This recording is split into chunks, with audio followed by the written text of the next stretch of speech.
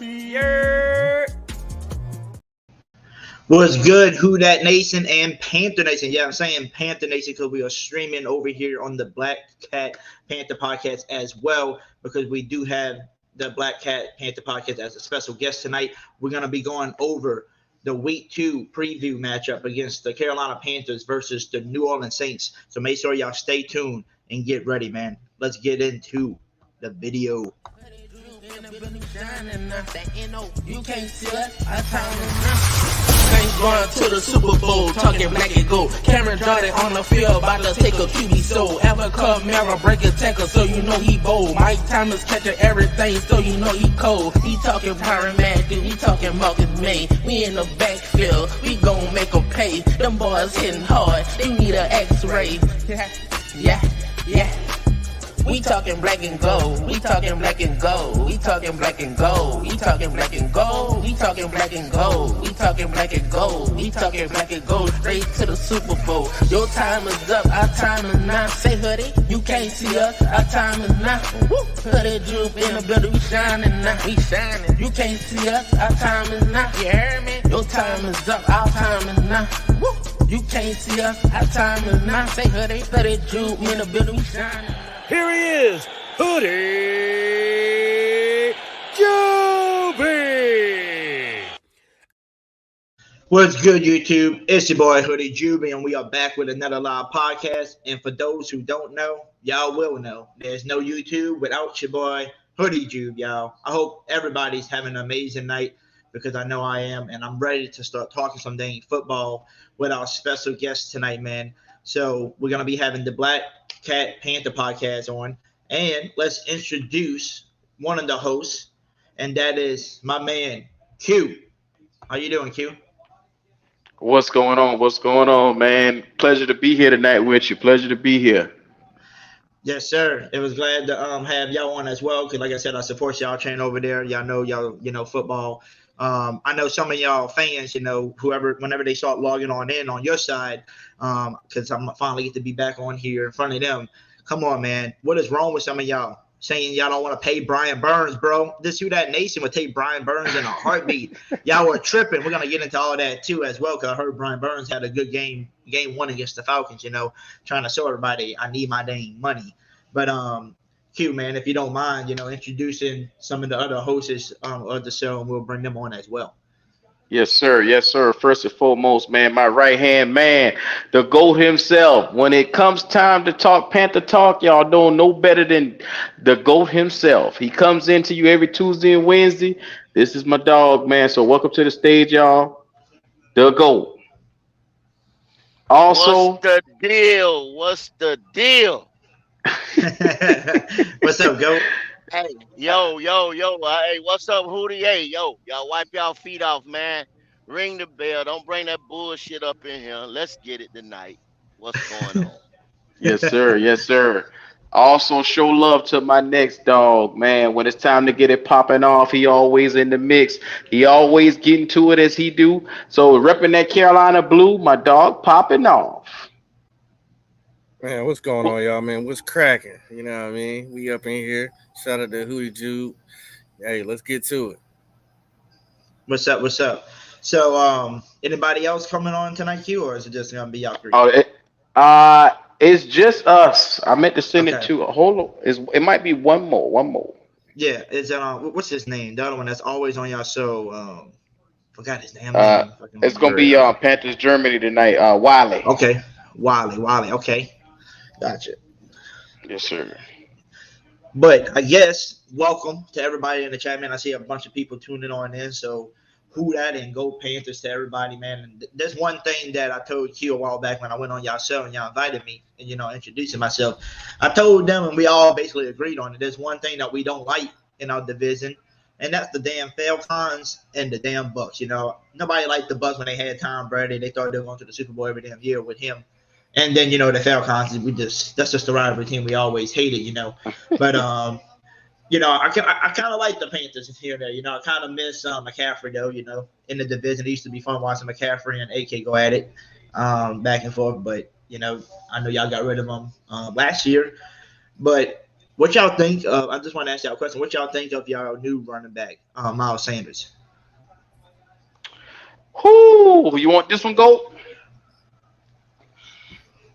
Yeah, I might as well go ahead and get it, man. I keep telling them boys I think he's still hurt with the groin injury. Now Miles Samuels, we couldn't keep Christian obviously because Christian was hurt. Then we got the injury bug bad right now this year. So if y'all gonna get us, you might as well go ahead and take advantage of us right now, like the Falcons did last week. I ain't gonna sit here and just and make no excuses or nothing, but y'all know we got the injury bug bad. That man had a groin injury, and I don't think you can have. Some people want to say, "Oh, it'd be good in a week or whatever," but you didn't see him fumble the ball like that last year in Philly. So the guy's a home run hitter, man. He said today he was on Cart Talk. He said that loss was a tone to him, so he gonna get it back. So I like Miles, man. Miles is that guy. He's him. So that's what I think about it. Gotcha. Because I know y'all had a few new additions, especially as a guy like Adam Thielen, and another guy, DJ Chark. Do y'all know any info on him lately? Do you know if he's gonna be able to make it to Monday night game, or y'all think he probably gonna need another week? Oh, you're on mute, Q, by the way. Q, you muted. My bad. DJ Chalk, knowing him and the way his body's set up, bro, he gonna need as much time as he can because that boy just ain't right. I didn't tell y'all that 100 times. The boy just ain't right. I'm not gonna get started tonight, Hoodie. I'm not gonna do it. Well, us Saints fans, man, being able to talk to some, Panthers, podcasters, we just need to know from y'all, what y'all injury looking like. I kind of know what our injuries are looking like, and just let y'all know about 8:30 ish. Ross Jackson, our Saints reporter, is gonna pop in here.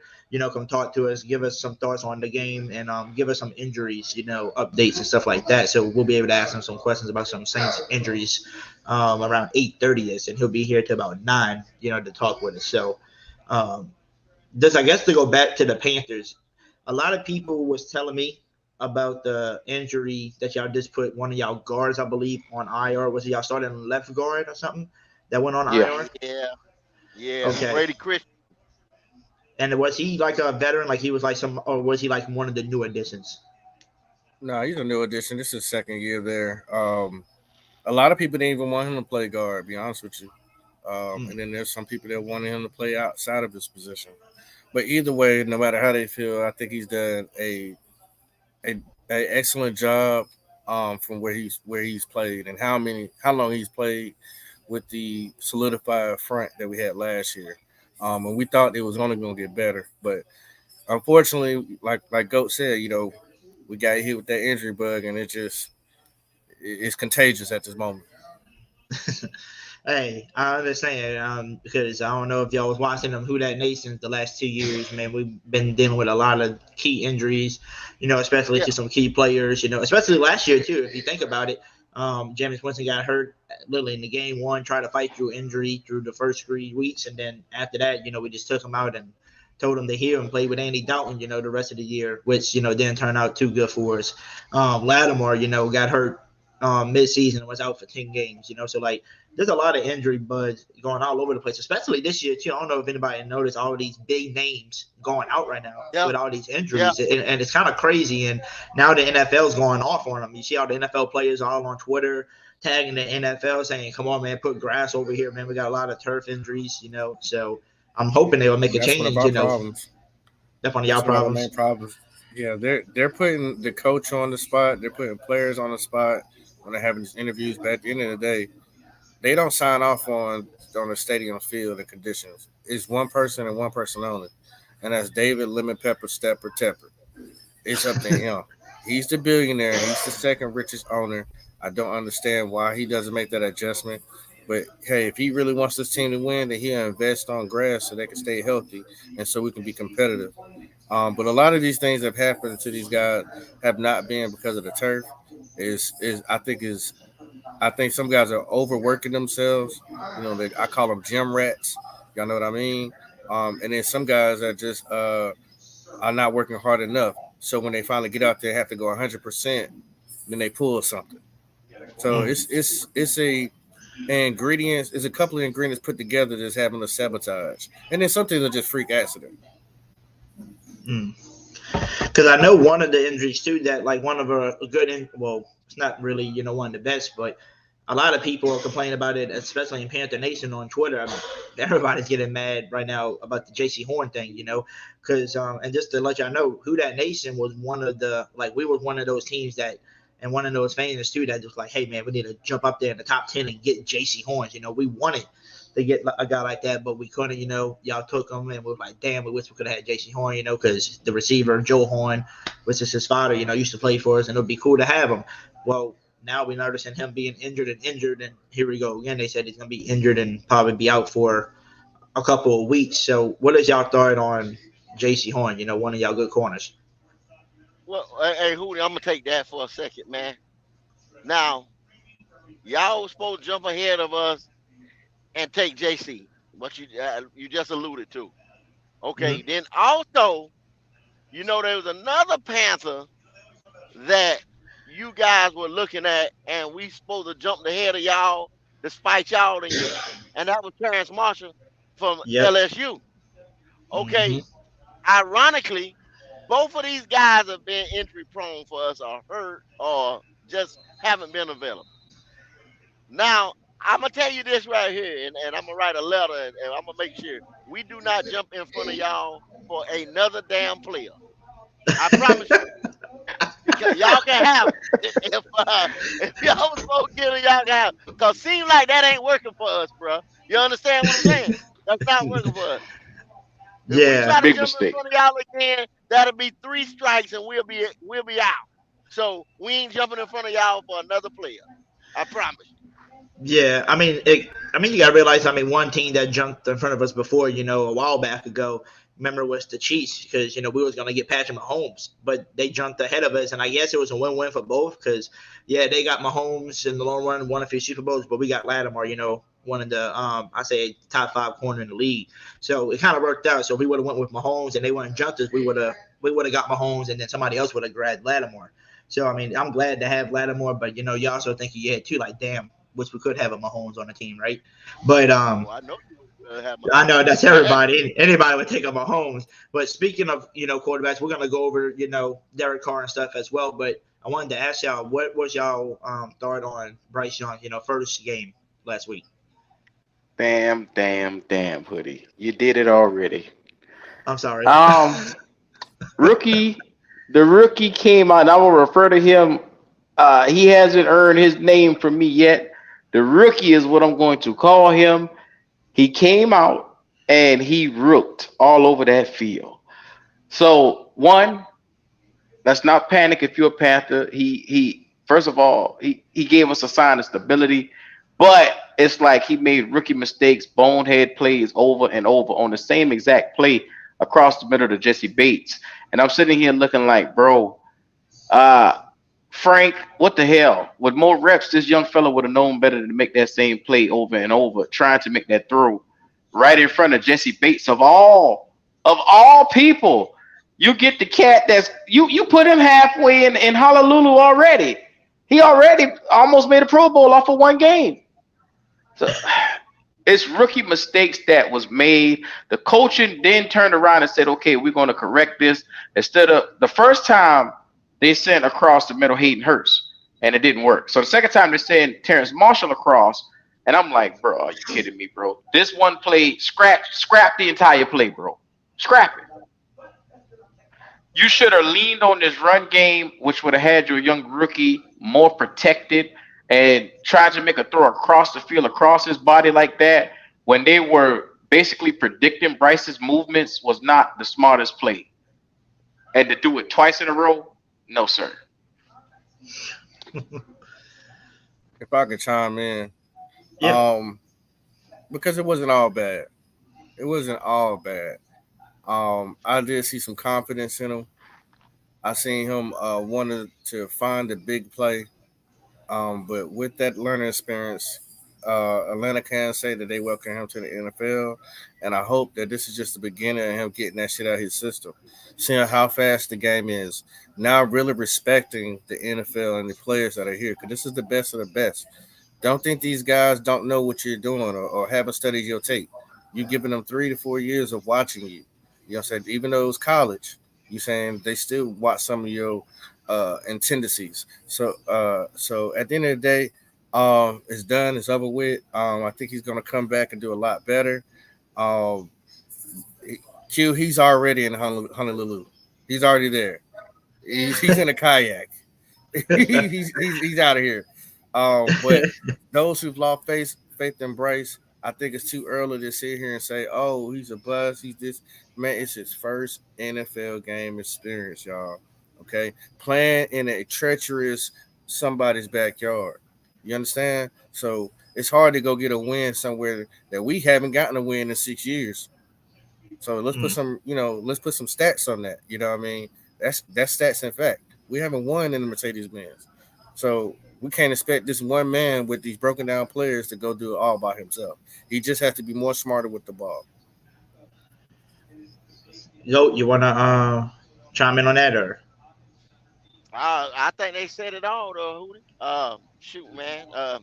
There it is. But I guess since y'all covered Bryce Young, I guess I'll tell y'all what I thought about Derek Carr in our first game at the Saints. And just to let y'all know, how who that nation is. Sometimes we can go a little crazy and overboard on Twitter when stuff ain't working right away. They Yeah, want everything to let's talk happen about it. right I got a away. question for you. Yeah, what Yeah. up? Talk about it. I got a question for you. Yeah, you can pop it if you want to Nah, hit me go with ahead. I your want question. you to get through Derek Carr. I'm gonna wait till after you finish with Derek Carr, then I'm coming right back to you. Go ahead, brother. Okay.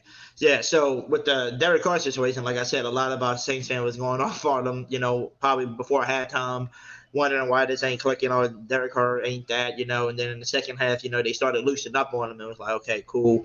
Um, but when I went back and I rewatched the game, and even Nick Underhill, which is one of our top reporters as well, him and Ross Jackson went back, rewatched it, they looked at it, and they said, look, I gotta give Derek Carr more credit for that game because they said when I went back and looked at it and looked at the stats and everything, he said he did really well because if you look at it, which I'm gonna put up right here on the screen for y'all, this is what Ross Jackson, who's gonna be on later with us, he put that the Derek Carr was under pressure on 17 out of 38 passes, so 44.7%. So about 45% he was on his dropbacks, he was being pressured.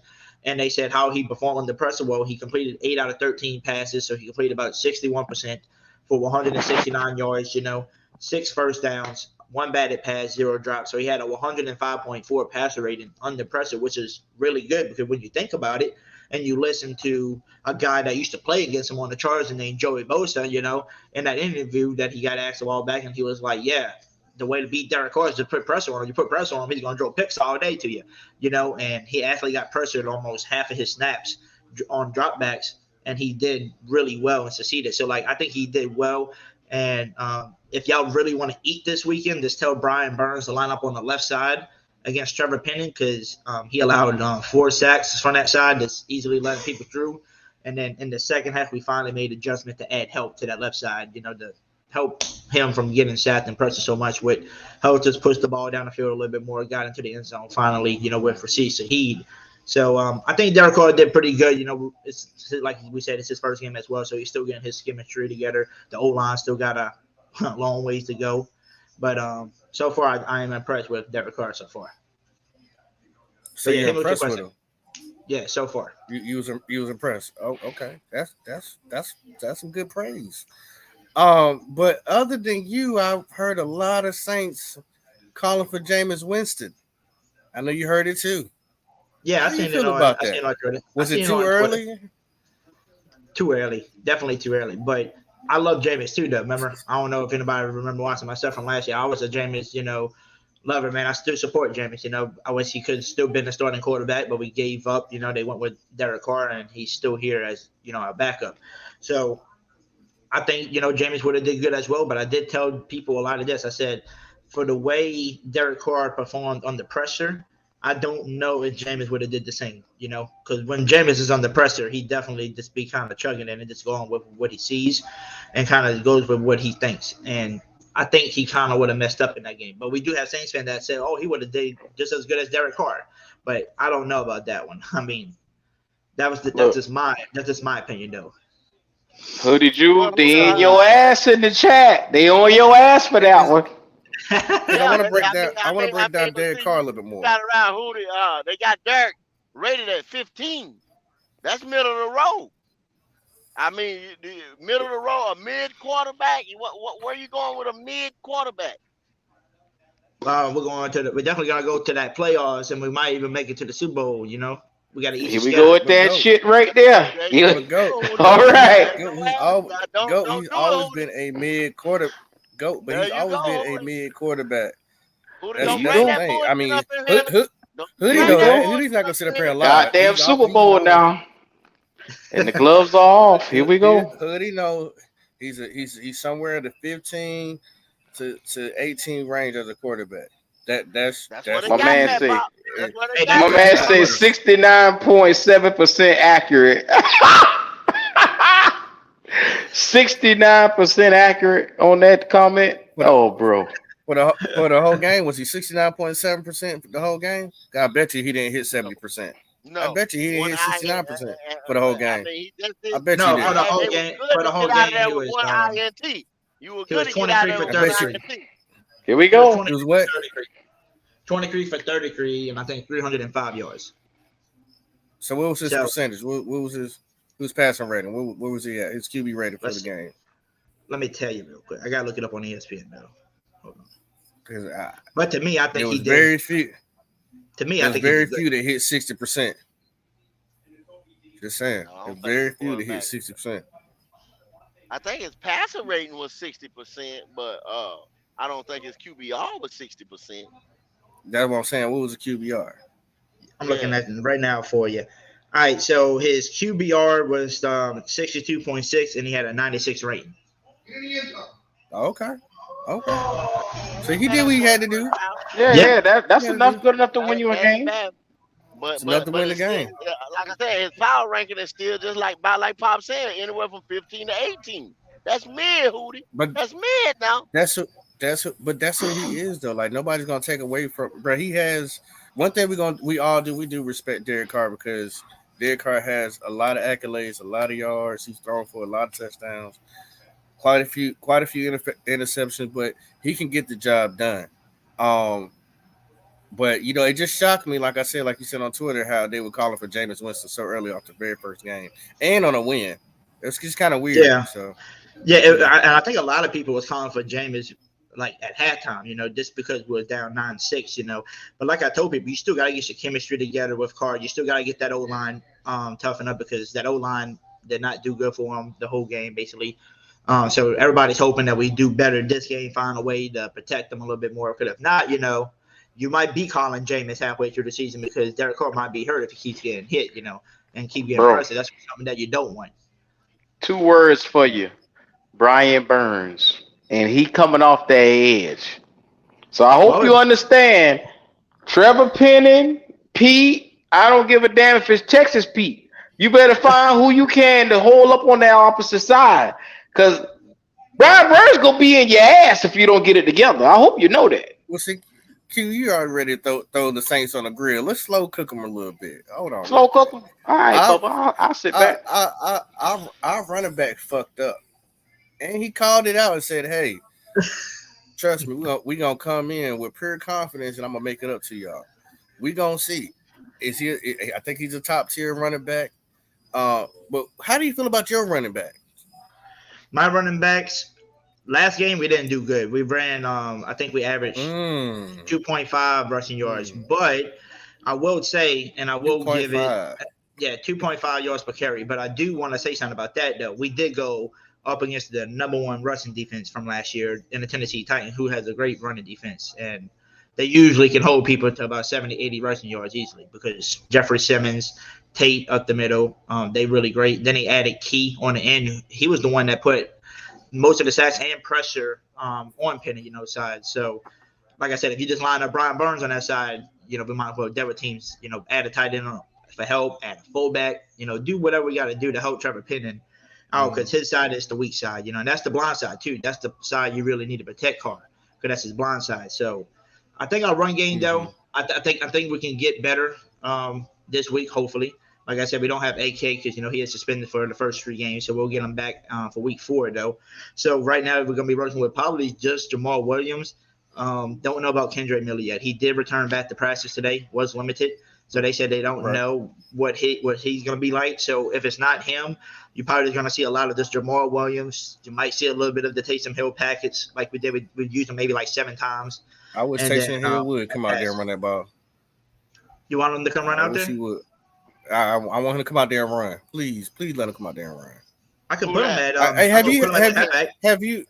I know you've heard of Brian Burns, but have you heard about anybody else that lines up on that D line? Yeah, Derek Brown. I think he's very underrated. Good. I'm glad you don't know anything about our Joker. And your Joker, like the Atlanta Falcons said, they got a Joker. Then they found out he was injured.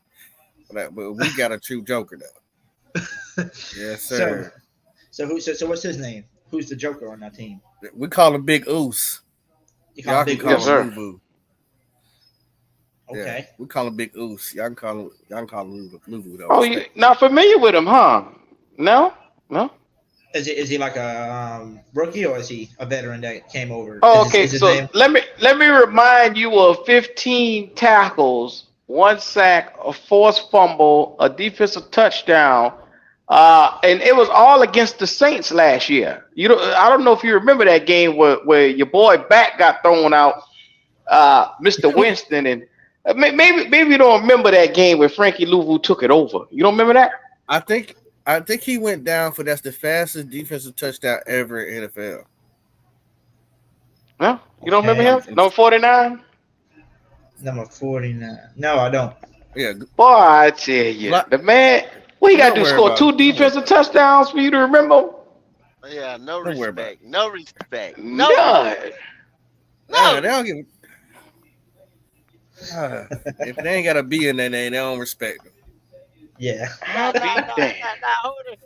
you said that since Kamara's not there, now who you said is gonna be toting the load?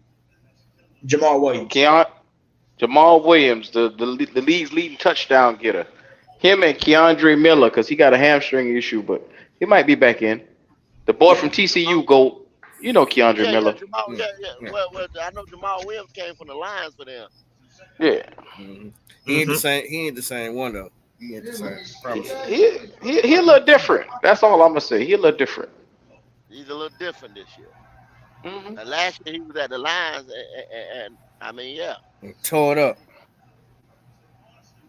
He ain't start off on a good foot this year. So if he's doing 2.5, 2.9, and Jube coming in there getting 4.9, 5.2s, hey, look, it's a big difference. By the way, we do have our Saints reporter as well, Mr. Ross Jackson, waiting in the back. So let's bring on Ross Jackson while we have him on here, so we can ask him some questions about some injuries and stuff like that as well. So let's welcome Mr. Ross Jackson, man. How you doing? What's up, y'all? What's good? How's it going? Hey, what's going on? What's going on? What's good, fam? What's good?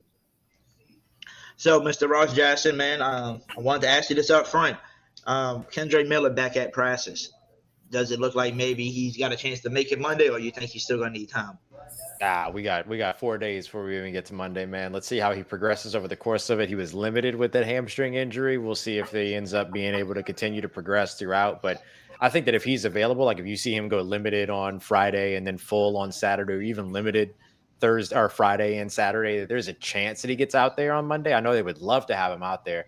Yeah, we're just talking about Jamal Williams, who's like down, by the way, big time from like 230 something pounds down to like 217. So y'all were talking about him being like different this year. Like the whole point around Jamal Williams is for him to be different in this New Orleans Saints system. But taking 75% of the snap load, that's not necessarily what they want to have for him. So getting a guy like Kendrick Miller out there to help split up some of those snaps, I think that would end up having a big impact on what Jamal Williams can be on a more persistent basis. So Mr. Jackson, was it part of their plan for him to lose that much weight to come into the run the system? I think because so. That's not the same. Like like for instance, Chris McCaffrey, they asked him to put on weight for his size Mhm. and for him to be that bruiser back. So and we know how the running backs are getting treated in the NFL. They're Yeah. not getting their type of money they want because they're getting banged up and things of that nature. It's kind of weird for them to say, "Hey, lose 15 pounds," because what you did I last mean, year.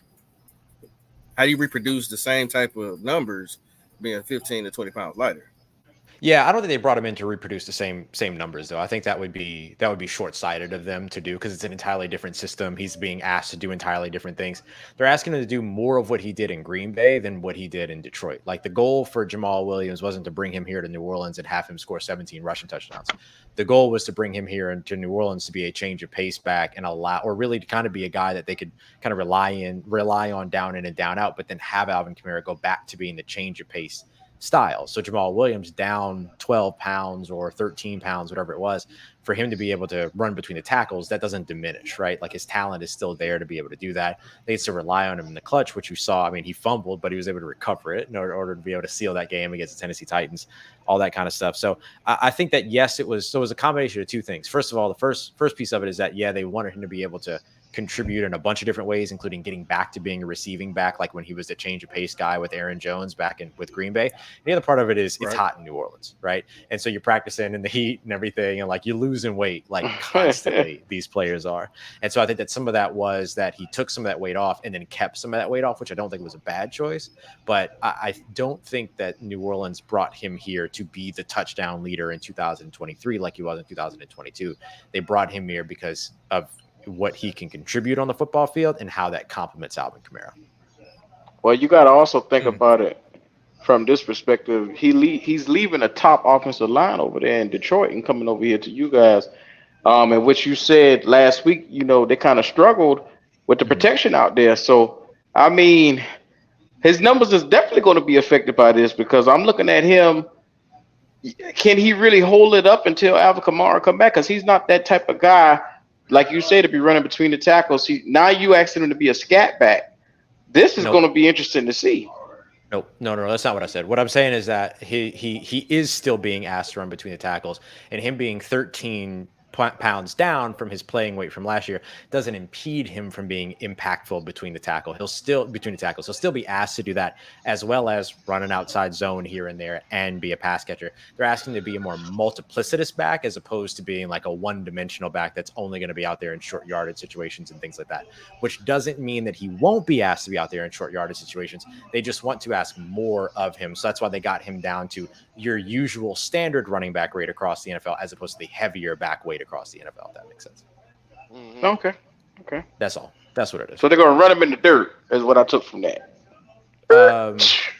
Well, no, because remember what I was also saying a second ago is that getting Kendre Miller back allows you to be able to expand a little bit of that role so that instead of him carrying the ball or being even on the field for 75% of snaps like he was last week, that probably balances out a little bit more because you have the change of pace back. And then once Alvin Kamara is back after just 3 games, which if you run a running back into the dirt in 3 games, there's something terribly wrong with your offense.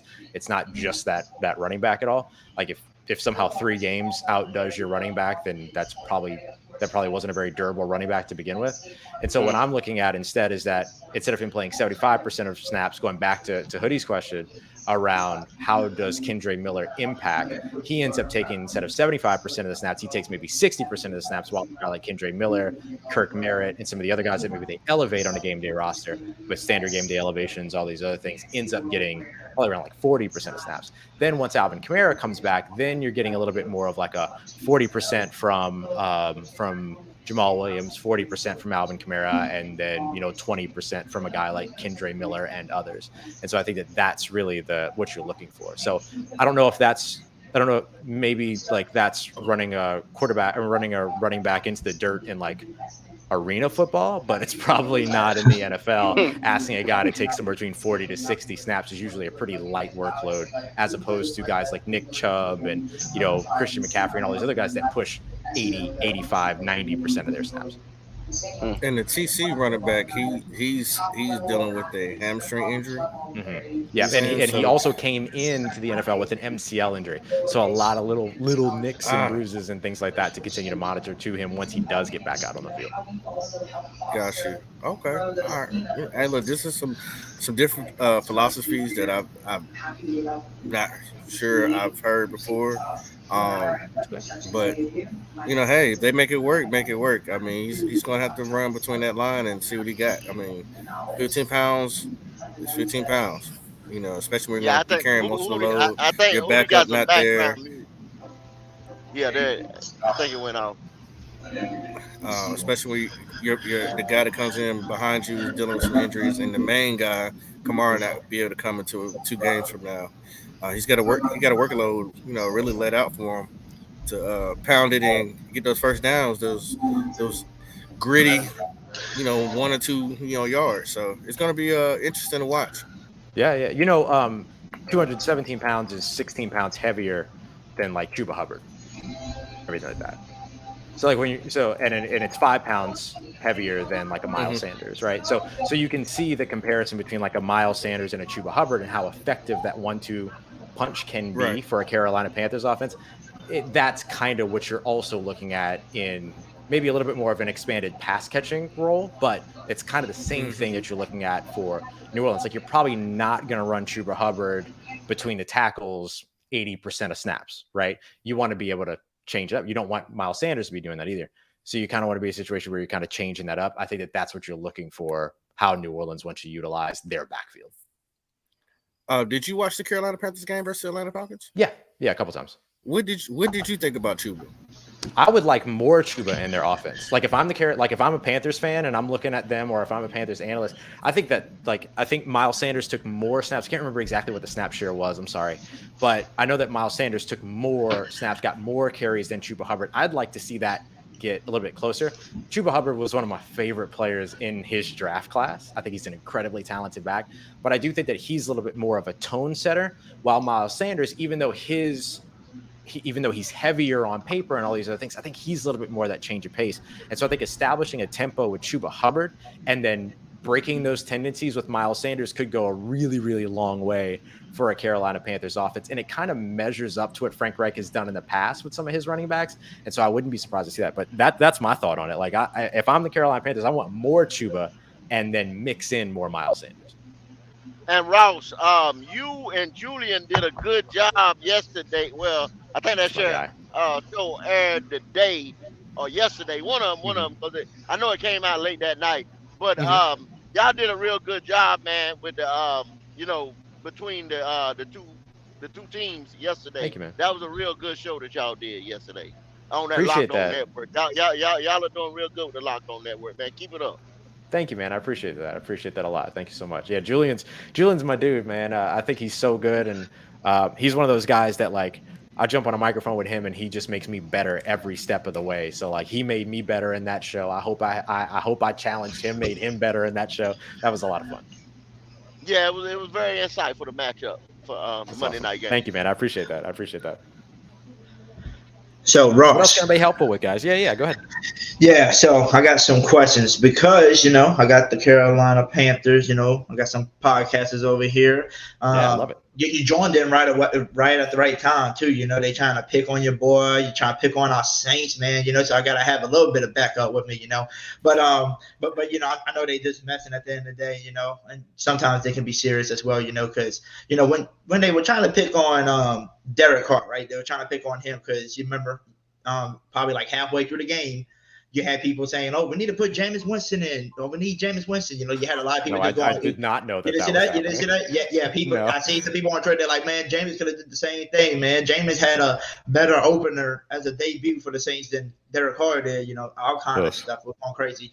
But yeah, we did have stuff like that, and I was trying to explain to him, with your post that I said earlier about him being under pressure almost 50% of the snap and still performing at a very good level.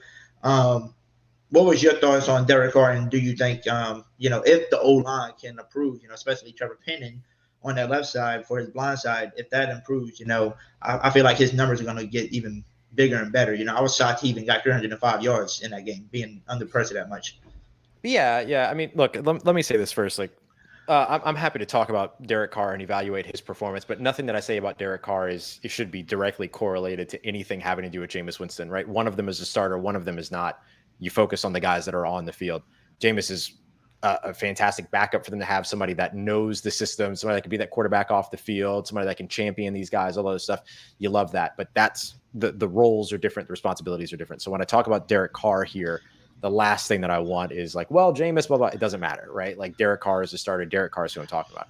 So when I look at what Derek Carr did, there's ups and downs, just like with Derek Carr in the past and just like any quarterback. I think these guys would probably say that they saw ups and downs from Bryce Young too, right? I mean, and in his first NFL action, that's going to happen. And so I think that when you look at Derek Carr with his first action in this offense, I thought he performed well. I thought he did well under pressure. He was under pressure for 17 dropbacks, completed 8 of 13 passes for over 160 yards, no touchdowns, no interceptions.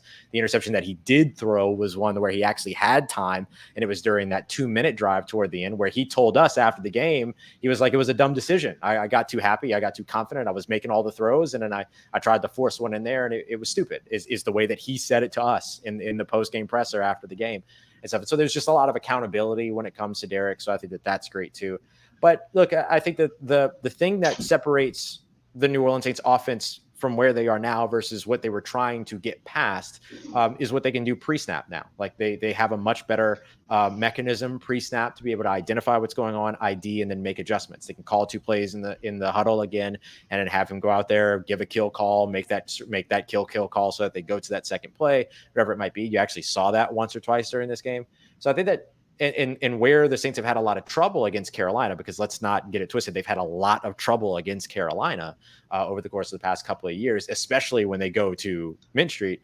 There's a lot that they do pre-snap over on that defensive side because they have a massive amount of talent in that front. And one of the things that the Saints have struggled with against Carolina is identifying where pressure is coming from. I think they did a better job of that, surprisingly, against the Tennessee Titans. It's just that the Saints lost their matchups on the offensive line. So you can ID it all you want, but can you stop it? Can you get in the way? Can you keep the pressure from coming? So I do think that look, when a quarterback's under pressure, they tend to not perform as well as they do when they aren't under pressure. So that's kind of a given that if the offensive line performs better, so too will Derek Carr.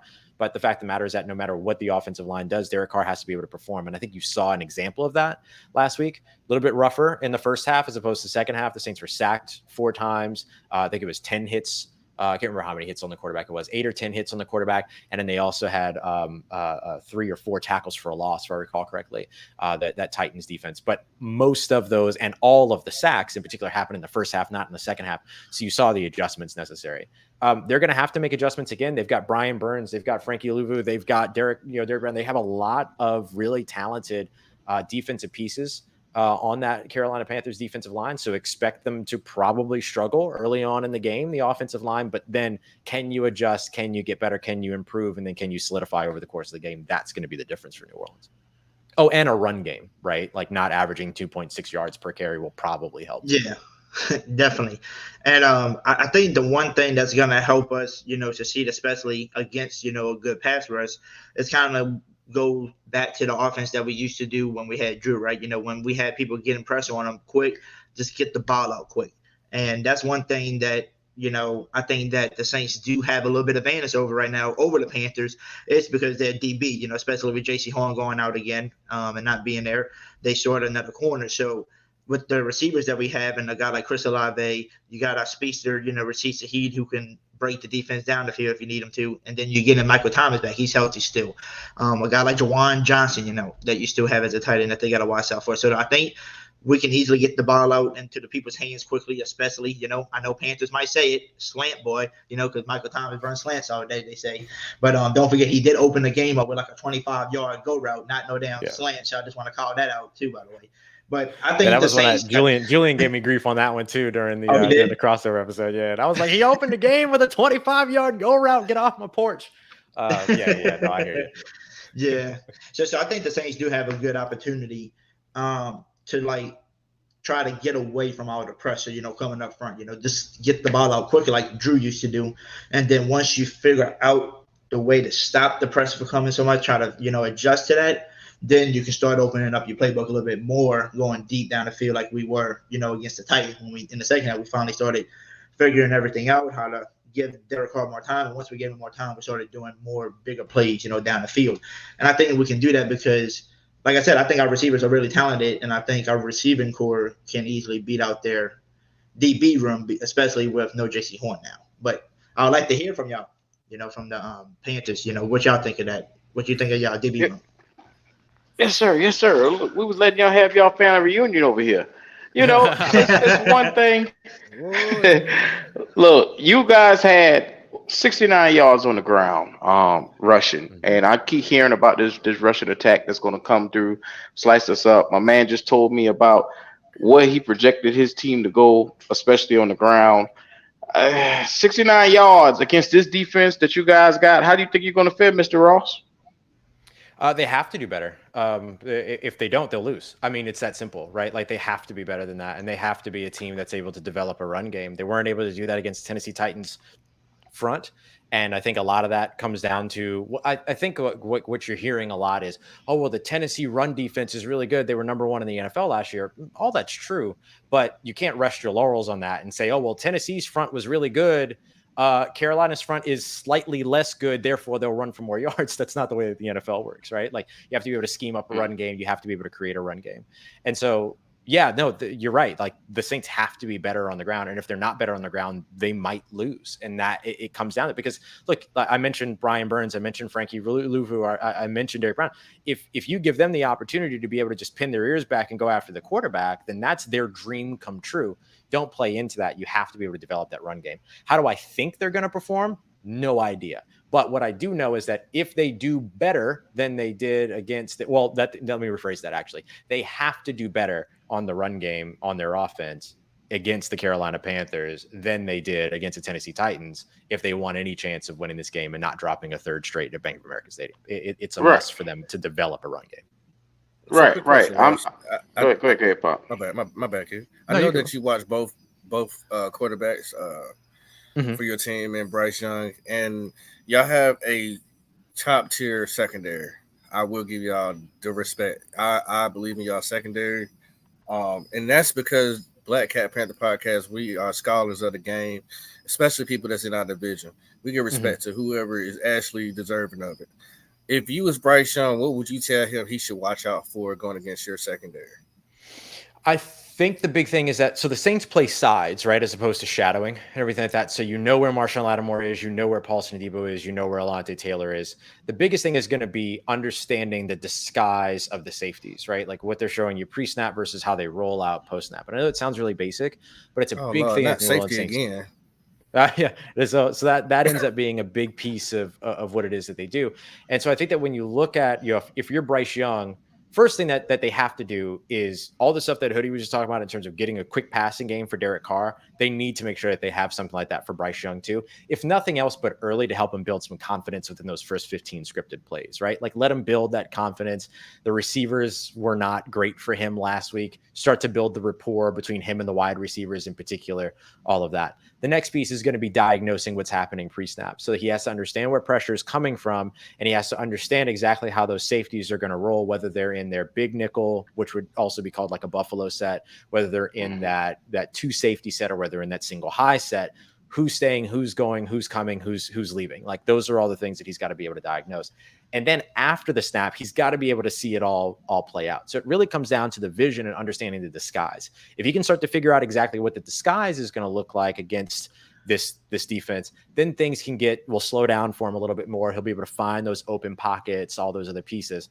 And then if I'm Frank Reich, and if I'm the offensive play caller over in Carolina, I'm doing crossing routes over the middle of the field as much as I can to try to combat the heavy man approach, the press man approach that the Saints will have. And so that's going to end up causing some congestion, clutter, stuff like that over the middle of the field. Now, that means that Bryce Young has to anticipate and know what to see as well. He's got to know his spots to throw to, as opposed to going for the receiver himself. But if they're able to do all of those things, they can give the New Orleans Saints secondary some trouble. The issue is that the Saints disguise super well and put a lot of focus into their disguise. And then you have to know where the pressure is coming from. That's part of that disguise as well. So when they come in with like the Okie fronts and stuff like that, to where you have a bunch of linebackers, 3 defensive linemen, and 2 safeties up on the line of scrimmage, you're having to guess who's dropping out, who's coming, who's blitzing, who's dropping back, and who's bailing out, like all those other things. So that's going to be the biggest test for him, is that Bryce Young, how much has he seen of what a defense like what New Orleans disguise-wise can do, and how quickly can he get accustomed to it to the point where he can break it down and attack it? Yes, sir. Yes, sir. Which isn't impossible, by the way. Like, I don't mean to make that sound impossible. I just mean like that's what the task is going up against this secondary. Yes. Look, I got a couple questions for your offense. And I'm looking at it. 305 yards, 69.7%, and you only get 16 points on the board. How does that happen? I noticed turnovers. So, what do you expect to see from your boys this week, man? Can they clean that part up? I don't know. They have to.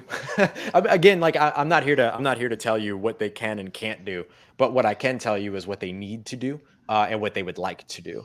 And 16 points isn't going to cut it. And if really like go back to the end of last season, while the New Orleans Saints defense has been on this franchise record tear of allowing 20 or fewer points over the course of the past 9 games, 10 out of the last 11, they've rarely scored more than 20 points themselves. And they've lost a lot of those games where they've held the opposing offenses to under 20 points, including the Carolina Panthers at the end of the season last year when Sam Darnold played like one of the worst quarterback games we've ever seen, and the Saints still lost that game because they couldn't put points on the board. So this is a big issue for New Orleans, is being able to actually cash in and not rely on field goals. You're not going to win games kicking field goals. Last week was very evident of that. The New Orleans Saints were the only team to score a touchdown in that game, and they won while the Tennessee Titans kicked 5 field goals in that game. So you have to be able to put points on the board, and you have to be able to cash in the end zone. So this is a big thing that New Orleans is going to have to get better with, and that they're going to have to figure out.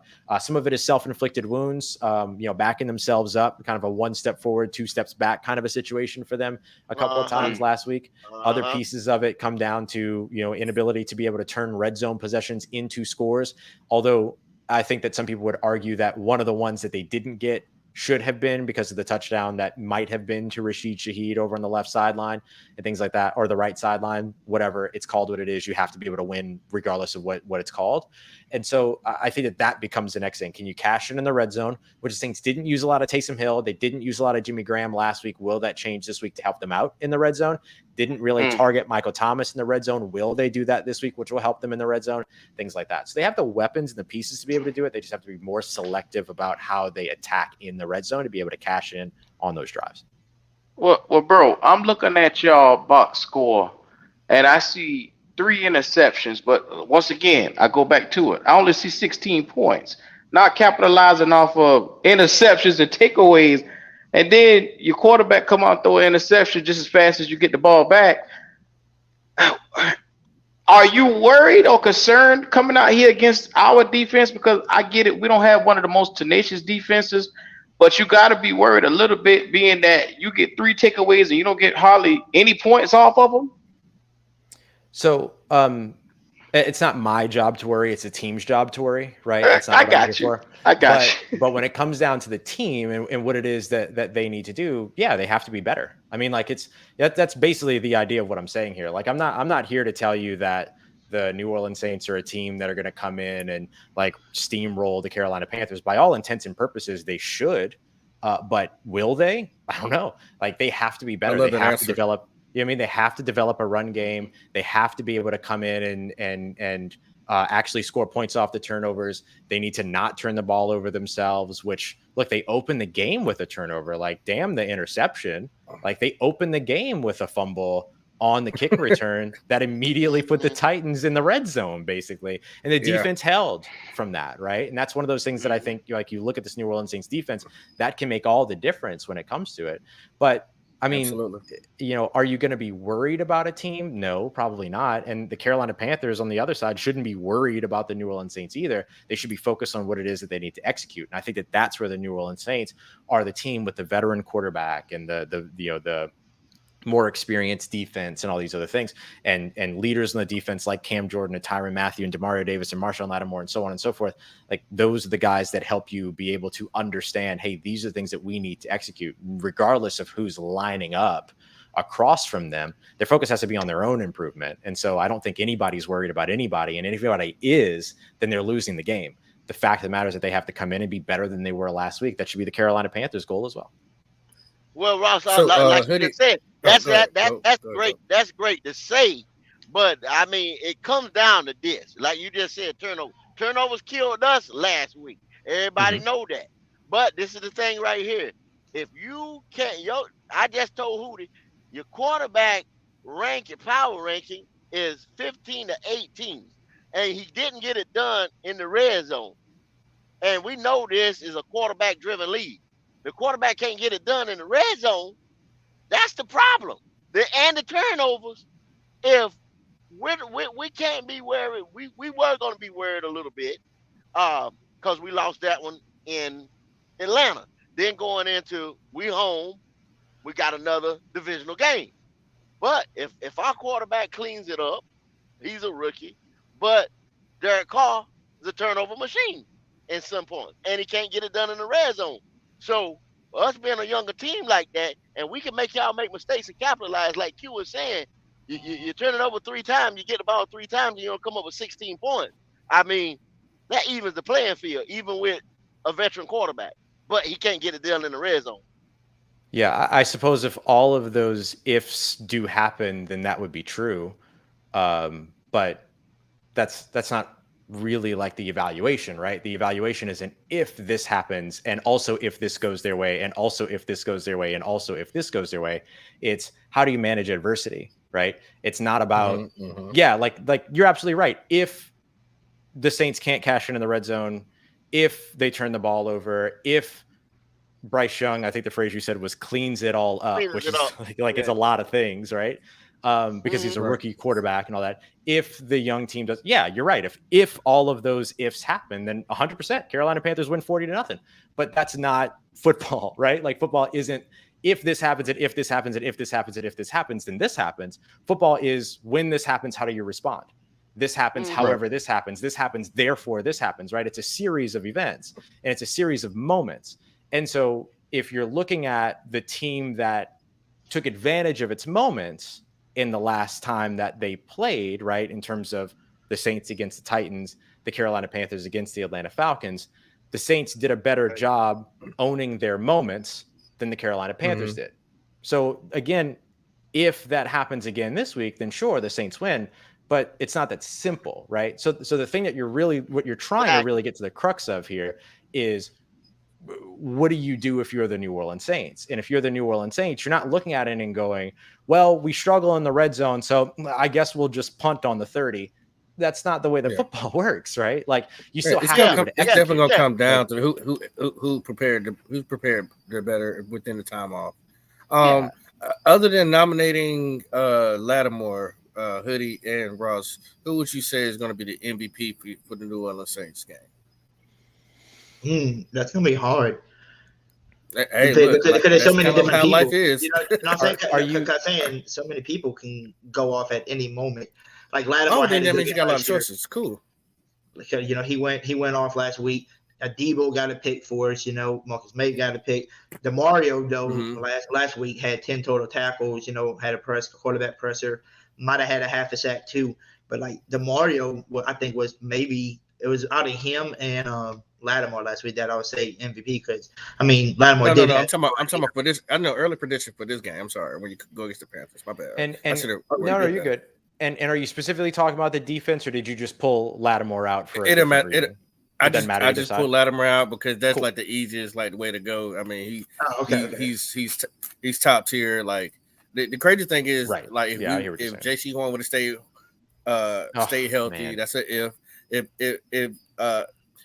so you got to think about it. You got AJ, you got Terrell, you got Lattimore, you had Carlton Davis is over there in Tampa as well. He's really good. Like Carlton Davis, and then you got our cornerback hurt, but you really had top like 5, top 10, top 5 shutdown corners, bro.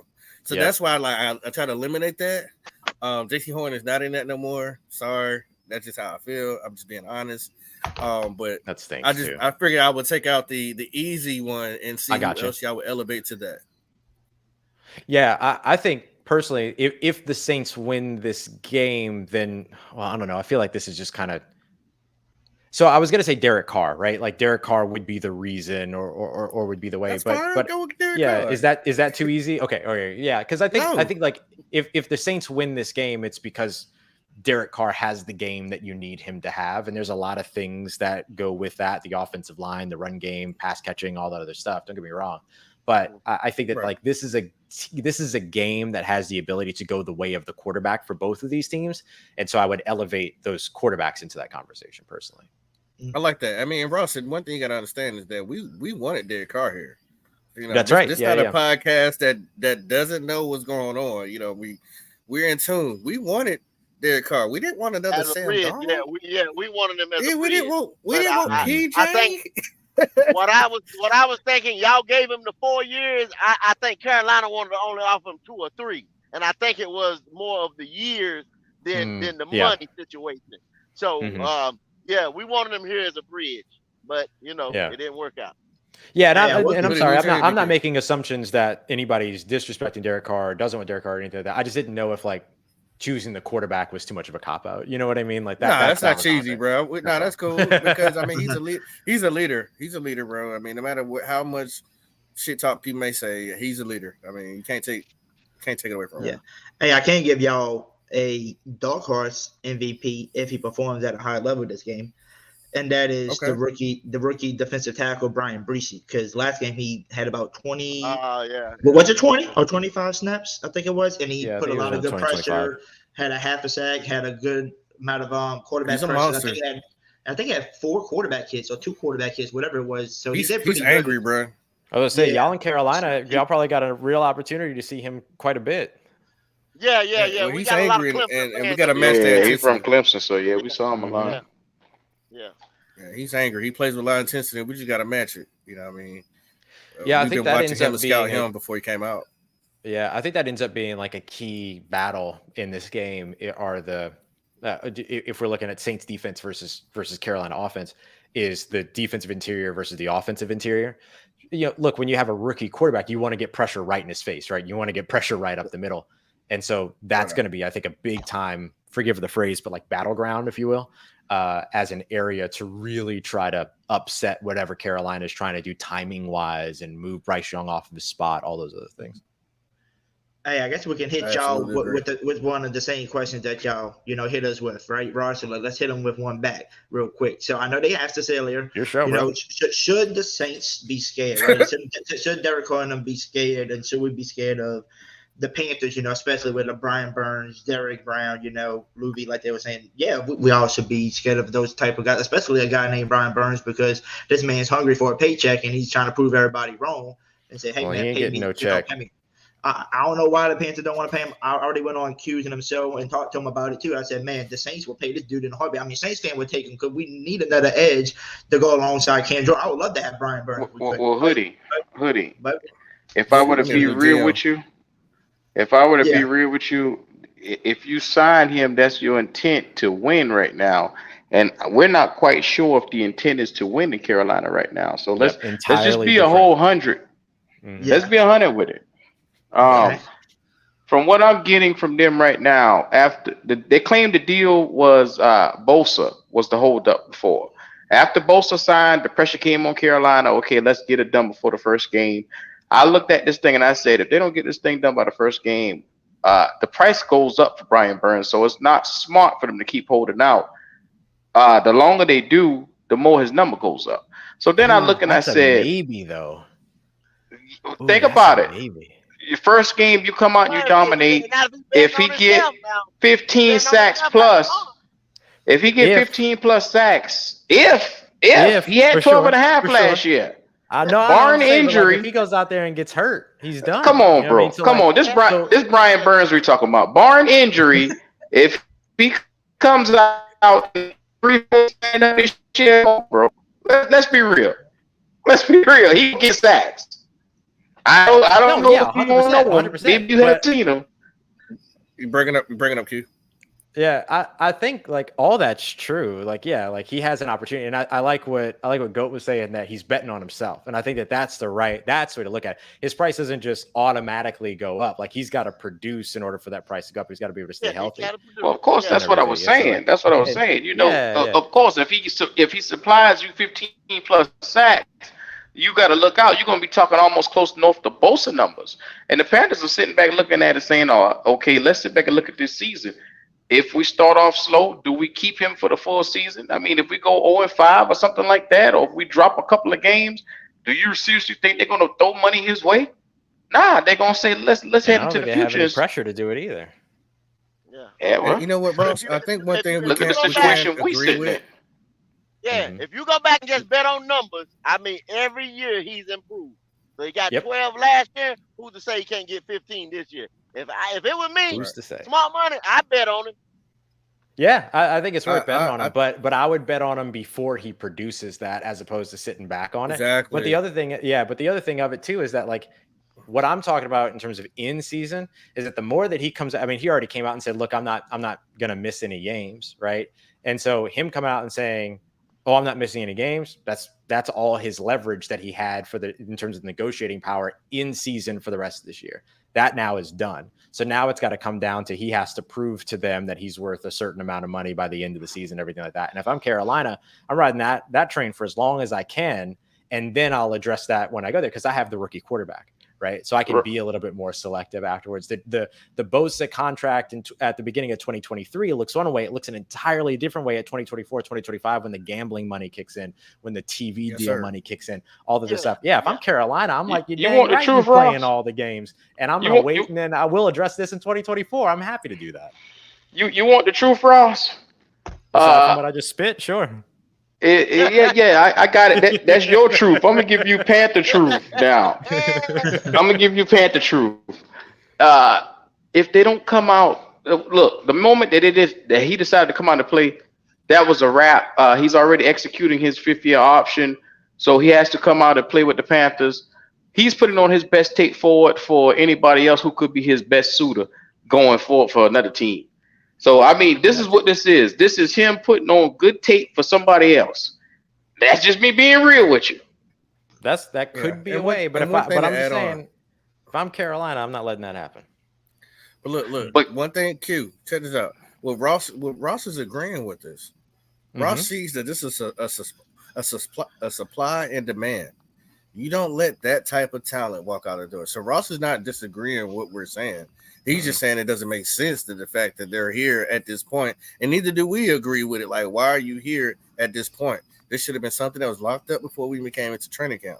I don't know why they played around, because look, we let Hassan Reddick go. I mean, all these different players that we let go for no apparent reason, because they said they had a plan, and then the 3 picks that we were gonna get for him in the future, we didn't take, because they said he was in our plans. He was part of the staples of the defense that we weren't gonna let go, because there wasn't no staples on the offense to keep any damn way. Am I correct, Ross? Yeah. So this doesn't make sense. If the man is asking for $30 million, which we all agree on Black Cat Panther podcast, and now Ross agrees as well. Pay the man. Pay the man. Mm-hmm. Pay him. You have to pay him next offseason. But pay that man. Pay that man. Yeah. Hit his PayPal. Hit his Venmo. The man needs his check. Hey, like I told them on there, I would take him in a heartbeat. I know Saints Nation would too.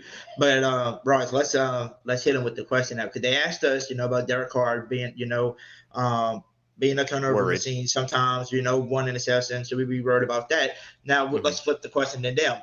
Are y'all gonna be worried playing against a Saints defense that's fired up, that got 3 turnovers on the Tennessee Titans on Tannehill, and y'all coming off a game of a rookie quarterback that's new to the game as well, that drew 2 picks to the Atlanta Falcons, and just remember, their secondary and their defense ain't as, I don't think they're as good as the Saints, not as loaded as the Saints. So y'all be worried and have to clean up and stuff like that to, make it by too. I'm gonna go last on that question. I want to hear my boys go. I get that right now. Come on, Hoodie, Jube. This Tannehill you talking about? But it's Bryce Young. It's the rookie, So, I mean. This is Tannehill you talking about, bro. They never trying to replace this cat. How many quarterbacks did them taking his spot already? Come on, Yeah, bro. None. That's the crazy part is zero. Go ahead, go. Zero have taken a spot already, which is wild to me. that's true. But who do you ask the question? And I'm gonna answer for you. I keep it 100. I'm worried, and simply not because of the quarterback and the defense. I'm worried because we're getting ready to start 2 interior linemen, a rookie and a guy who never got over in K Mays. So that interior line of ours, I'm worried about that. Okay. What you gonna say, And we Q? were talking about injury, so that's what I'm worried about now because Brady Good call Christensen out. with the bicep tear, whatever it was, I'm worried now. I'm not. I think that more Chandler Savala as well as Cade Mays could hold on the fort for a couple of weeks. I mean, Austin Colbert is set to be back in the next 2 weeks or so. So therefore he'll be back to gain his spot, and Chandler Savala can, slide back over. So all we need him to do is bend, don't break on the offensive line. Cole. I mean, come on, bro. I don't see one guy that's gonna be super dominant Sunday that's going to come off the edge and just going to just wow all of us. Off, I mean, do y'all have that one guy that's going to come off the edge and be dominant like that? I mean, your best bet is Cam Jordan, right? He's your best Yeah. bet. Yeah, He's a monster. That's respect. I respect Cam Jordan. Yeah, I I'm not respect trying Cam. to, I I'm respect not trying Cam to short Jordan. him, but like he's probably the one that makes the most sense to call out. I do think that the Saints do. I think it comes down to scheme a little bit too, right? Like I don't know how up on stunt protection and game and stuff like that Chandler Zavala is because he started on PUP, right? Mm-hmm. For a little while, yeah. Yeah. So like Yeah, He got he had hurt a doing way early. preseason. he had a pictorial. He had a pictorial for a little while. So I think that's probably more so the thing would be the scheme as opposed to individual player or name. And then I don't know, Carl Granderson, somebody that's really, really good. But this guy right here it's Carl from Granderson. Yeah, this was his stats from the last game. But I hear what you're saying. I hear what you're saying in terms of That's like why I said Well, the I'm back worried about half, interior. the back half of your defense is a lot more scary than the interior front seven to me. And this is just me personally looking at it. yeah. Because when you got the guys that you guys have assembled at corner and safety, I know good and well that Bryce Young isn't going to fool any one of those guys. And so if you guys are wondering the best way to attack it, we're gonna run the ball. And the plays that you see Bryce made, which was look, first of all, we can't make the same mistake twice. Let me put that disclaimer out there. You can't make the same mistake in 2 games in a row, Bryce. So don't test that safety because I don't think Marcus May is the guy that's going to be, you should throw out and look out for Lattimore as well. But I think we should run. Hopefully everything will open up short and underneath, and as well as you're gonna see probably a lot of slants and reverses because I don't see us going too far over the top with you guys. That's just me being, a little bit honest on that. If I can chime in, that's why I don't think this is going to be a high scoring game. I think it's going to be a very low scoring game, 17-14. Who comes down to who makes the mistake and they capitalize on it. I think that we're going to be a lot of heavy running, but I think what you have to do to get some of these secondaries off their pivot is do a mesh concept. And that's where Frank Wright was supposed to be his specialty. Get the rub route going. Get these guys off of where they anticipated where you're supposed to be. Cause a mishap when you run across the field, crossing each other routes to get these guys open because we don't have the most elite fast type of players, but we have several possession type of players. So you put them in those positions in open spaces by using the mesh concept. And that's where I think that we could survive. That's a quick throw out here, quick throw there. And then that's when you can kind of open up if you want to hit them down the field with a big play. Coaching is going to be very big on this one. I'm telling you guys, coaching is really going to be big. It doesn't matter what nobody says. It doesn't matter what your running back does. You have to scheme to perfection on this one because this is how top tier this game is. It's gonna really become down to the sidelines, who's saying what and who's executing, and that's why this game is. I think it's gonna be probably one of the most watched games this weekend. Well, after this weekend is done. They got two games on Monday. Monday Night Football, Monday Night Football helps. Yeah, but I think you're right. I mean, I'm really looking forward to seeing Frank Reich against Dennis Allen, right? Like that's offense versus defense. Like that's kind of where just in terms of like what their strengths are, right? Like that's going to be a lot of fun to watch personally. Yeah. I think one thing to touch up on just real quick too. I want to see if Ross Jackson agrees with me or not. No, I don't know about the Panthers or not.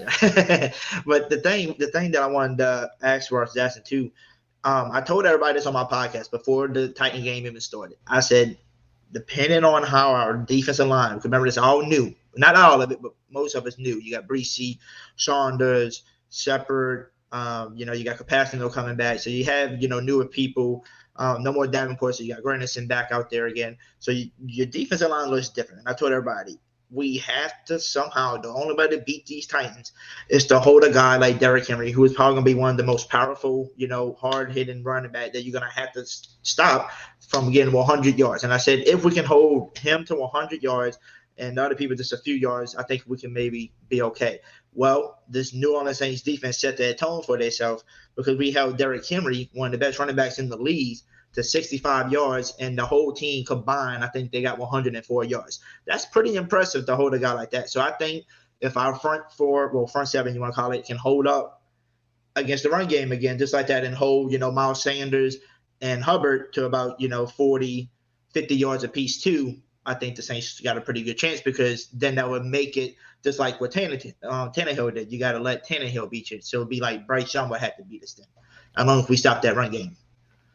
Yeah. I mean, that's right. You eliminate the run game, you force them to be one-dimensional. Then your pass rush can pin its ears back, get after the quarterback, and your secondary can sit back and then try to ball hawk. And yeah, I mean, like that's a game that the New Orleans Saints want to play. That's been their MO for a long time, is eliminate the run game, make them one-dimensional, make them pass, to be able to take advantage of that, because you're going to have more mistakes in the passing game inherently than you're going to have in the run game. But I will say that the Saints defense was aided in terms of their, I wouldn't call them dominant against the run against the Tennessee Titans, because the Titans just kind of inexplicably stopped running the football when they didn't need to at all. Like they got away from their run game far, far, far too quickly. Like if I'm a Tennessee Titans fan or if I'm a Tennessee Titans analyst, that's the thing I'm harping on all week this week, is why they get away from the run game. We watched Mike McDaniel do the same thing all year last year with the Miami Dolphins. Like, why are you getting out of the run game when it's a one-score game, or while you have the lead, or whatever it is?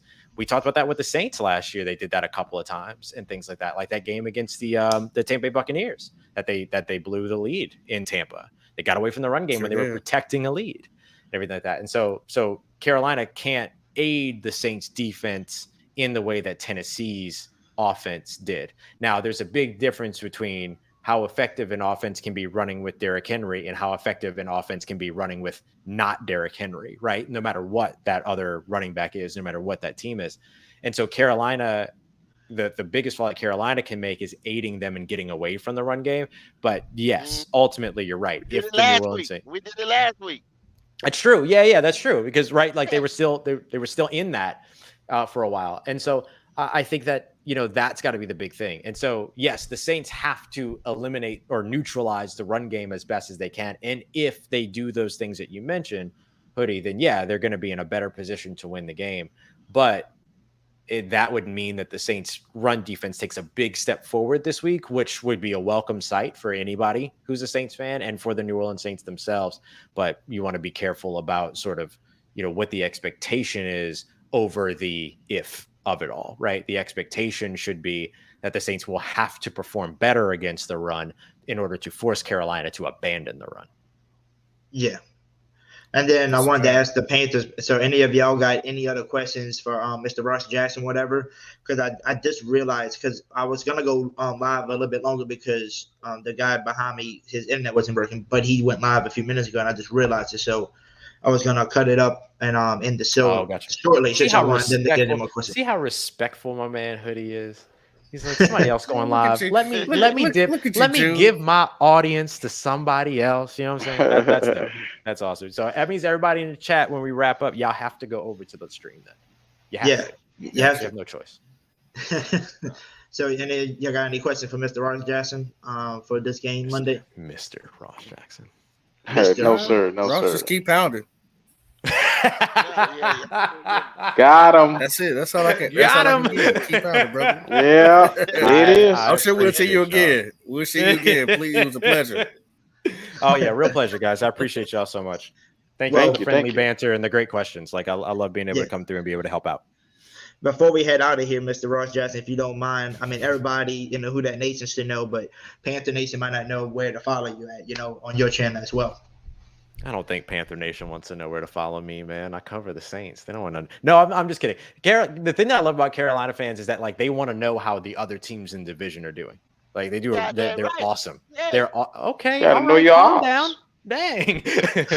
Nobody get on Gotta know your your butt. odds. Gotta know your odds. No, I love it. Yeah, y'all can find the Locked On Saints podcast free and available wherever you get your podcasts. I'm right in the same family as Julian, who does the Locked On Panthers show. Julian Council. Julian Council, yeah, my boy. So yeah, y'all can find that on, just search Locked On Saints on YouTube, wherever you get your podcasts. You can also find all the written work over at Sports Illustrated Saints News Network. And then everything's on I'm just going to keep calling it the app formerly known as Prince, because I don't know what to call it these days, but you can find it. That's Ross Jackson, NOLA, NOLA. Gotcha. But thank you, Mr. Ross, for coming on. And like I said, it's always hard to get you on because, you're a busy guy now. 'Cause I remember you said Thanks for your patience with me, man. you got that new opportunity, right?